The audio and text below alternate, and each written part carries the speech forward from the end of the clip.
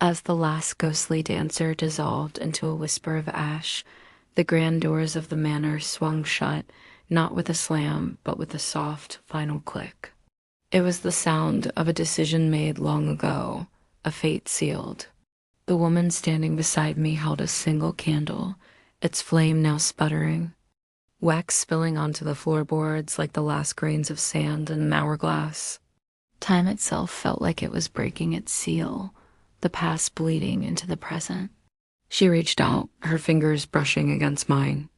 The touch was cold like marble, yet it sent a tremor through the entire house. The walls around us began to peel away, layer by layer, like old wallpaper, but beneath wasn't plaster and wood. It was the same room, over and over, stacked one inside the other like a deck of forgotten memories.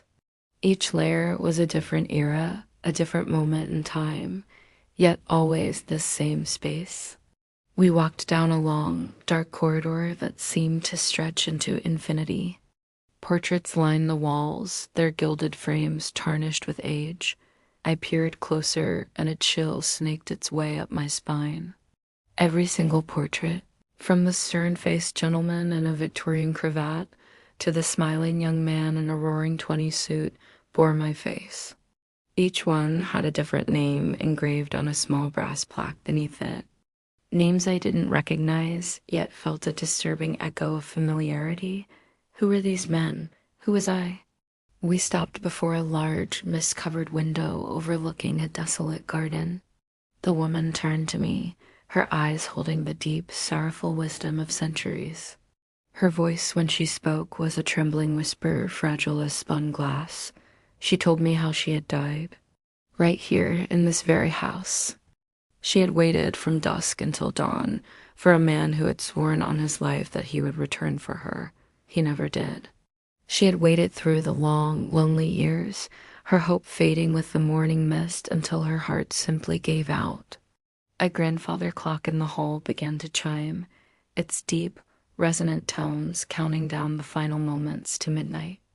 And in that moment, clarity struck me like a bolt of lightning. This house, this endless night, it wasn't a prison designed to punish me for some unknown sin. It was a gift. It was a chance. Every portrait, every layered room, every echo of the past, it was all leading me back to a memory I had lost, a promise I had broken. The house wasn't trapping me. It was giving me one last chance to remember her and to finally keep my word. The clock struck 12 and a new day, or perhaps a very old one, began.